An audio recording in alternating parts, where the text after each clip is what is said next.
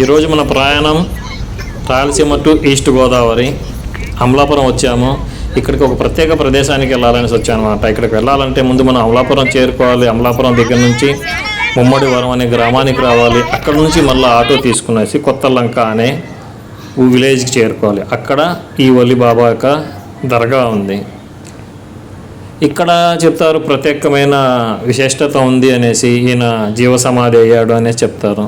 కానీ దర్గాల గురించి నేను గతంలో కూడా చాలా చెప్పాను. ఇలాంటివి నేను నమ్మకూడదు, మూఢనమ్మకాలు అని చెప్పేసి. ఏదైనా మనం సృష్టికర్త అయిన అల్లాహ్ నుంచి తీసుకోవాలి, అల్లాహ్ నుంచి అడగాలి. అల్లాహ్ ఇచ్చేదే మనకు శాశ్వతంగా ఉంటుంది.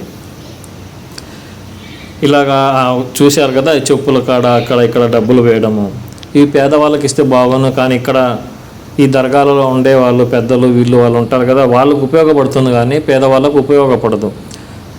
మీరు వెళ్ళొచ్చు, దర్గాలకు వెళ్ళండి, ఇబ్రత్ కోసం వెళ్ళండి, దువా చేయండి, దువా అడగకండి, దువా చేయండి, దువా అడగకండి. ఇది షిర్క్. అల్లాహ్ సుబ్హానహు వ తఆలా దీన్ని క్షమించరాని నేరాలలో ఒకటిగా ధృవీకరించాడు. ఈ షిర్కు నుంచి మనము బయటపడాలి. నేను చాలా మట్టుకు నా వంతు ప్రయత్నం చేస్తున్నాను. ఒక రోజుల్లో ఒక కాలంలో ఇస్లాం ఇంతగా ముఖ్యంగా మన ఆంధ్రప్రదేశ్లో విస్తరించలేదు. ఇస్లాం గురించి జనాలకు తెలియలేదు. నా పూర్వీకులు కూడా పోతున్నారు దర్గాలకి. ఆ తర్వాత కాలక్రమేణా ఇస్లాం వ్యాప్తి చెందింది. ఇస్లాం యొక్క అధర్మాలు ఏంటిది, హరాము హలాల్ ఏమిటిది అన్నది తెలుసుకుంటూ వచ్చారు, మారుతూ వచ్చారు. ఇందులో ఎవరు కూడా అన్యథగా తప్పుగా భావించిన అవసరం లేదు. చనిపోయిన వ్యక్తులు మనకు ఎటువంటి సహాయం చేయలేరు. ఎందుకంటే మన ప్రవక్త ముహమ్మద్ సల్లల్లాహు అలైహి వసల్లం వారు ఆయనే మనకు సహాయం చేయలేనప్పుడు ఈ బాబాలు ఇవాళ మనకేం చేయగలరు చెప్పండి. నిజంగా ఔలియాలే అయితే మనం పోవడం వల్ల వాళ్ళు ఇబ్బంది పడతారు. ఎందుకంటే వాళ్ళు ప్రశాంతంగా దువాలు చేసుకుంటూ అల్లాహ్ యొక్క ఇబాదత్లో ఉంటారు. మనం పోయి అక్కడ గోల చేసుకుంటున్నాము, వంటలు చేసుకుంటున్నాము, కొంతమంది డప్పులు కొడతారు. ఇలాంటివి కార్యక్రమాలు చాలా జరుగుతూ ఉంటాయి దర్గాల్లో. ఇది చాలా పెద్ద షిర్క్. ఇది ఈ షిర్క్ నుంచి మనం అందరం బయటపడాలా.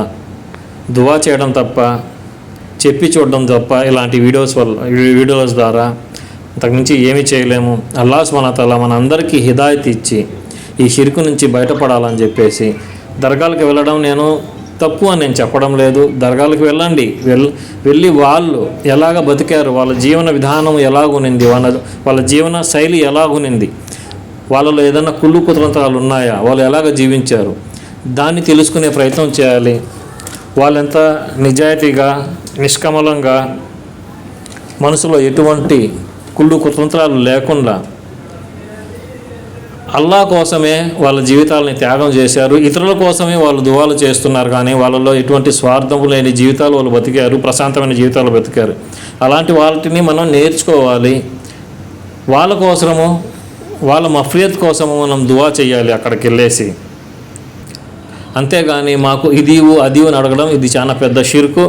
అల్లాహ్ ఎప్పుడు దీనిని క్షమించడు. అల్లాహ్ సుబ్హానహు వ తఆలా ఈ మహా పాపం నుంచి మనందరినీ కాపాడాలి. మనందరి జీవితాల్లోనూ చాలా గొప్ప బర్కత్ ఇవ్వాలి. మనందరికీ హిదాయత్ ఇవ్వాలి. 5 పూట్ల నమాజులు చదివే హిదాయత్ ఇవ్వాలి. రంజాన్ మాసంలో రోజాలు ఉండే హిదాయత్ ఇవ్వాలి. మనం ముఖ్యంగా మన పక్క వాళ్ళు తిన్నారా లేదా అన్నది మనం ఈ రోజుల్లో చూడడం లేదు.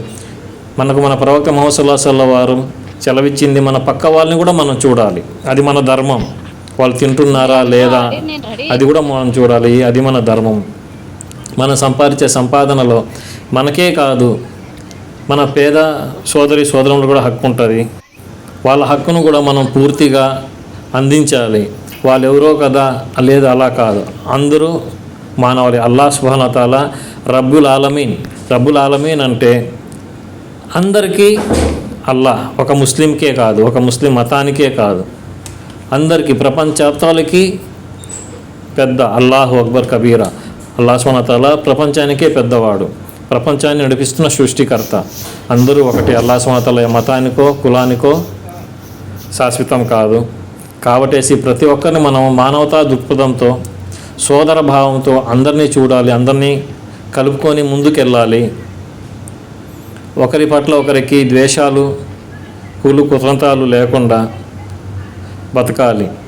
ఒకళ్ళకి మనము మంచి చేయకపోయినా పర్లేదు, కానీ చెడు చేయకూడదు, చెడు ఆలోచనలు రాకూడదు, చెడు మార్గాన మనము వెళ్ళకూడదు, ఇతరులకి చెడు దారి చూపెట్టకూడదు. ఇస్లాము చాలా ప్రశాంతమైనది, చాలా సంతోషకరంగా ఉండేది పాటించే వాళ్ళకి. పాటించని వాళ్ళకి చాలా ఇబ్బందిగా అనిపిస్తుంది. దేంట్లోనూ కూడాను మనం మనస్ఫూర్తిగా పాటిస్తే మనకు ఏది కూడా కష్టం అనిపించదు. పాటించకూడదు అని బలవంతంగా పాటించాలని ప్రయత్నం చేస్తే అది ప్రతి ఒక్కరికి ప్రతి పనిలోనూ కష్టమైనసి అనిపిస్తుంది.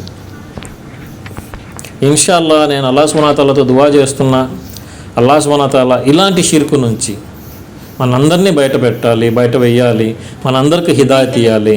మనమందరము కేవలం అల్లాహ్ మార్గానే వెళ్ళాలి, అల్లానే వేడుకోవాలి, అల్లానే అడగాలి, అల్లానే మనకి ఇవ్వాలి. సృష్టికర్త తప్ప మనకి ఎవరు ఏమీ ఇవ్వలేరు. జీవము మరణము మధ్యలో మనకు రిజ్జక్, ఇవి అన్నీ అల్లాహ్ సుబ్హానహు వ తఆలా చేతిలో ఉన్నాయి. మన రాతలు రాసింది ఆయనే. మన రాతను మార్చే శక్తి సృష్టికర్తకు తప్ప ఇంకెవ్వరికి లేదు. మనం చేసుకున్న తక్కువ ఒప్పులే మన మీద భారాలుగా పడతాయి, మనకు శాపాలుగా మారుతాయి. ఇన్షాల్లా మనం అందరూ మంచి దారిలో వెళ్ళాలని అల్లాహ్తో దువా చేస్తున్నాను. అస్సలాము అలైకుం వరహ్మతుల్లాహి వబర్కాతు.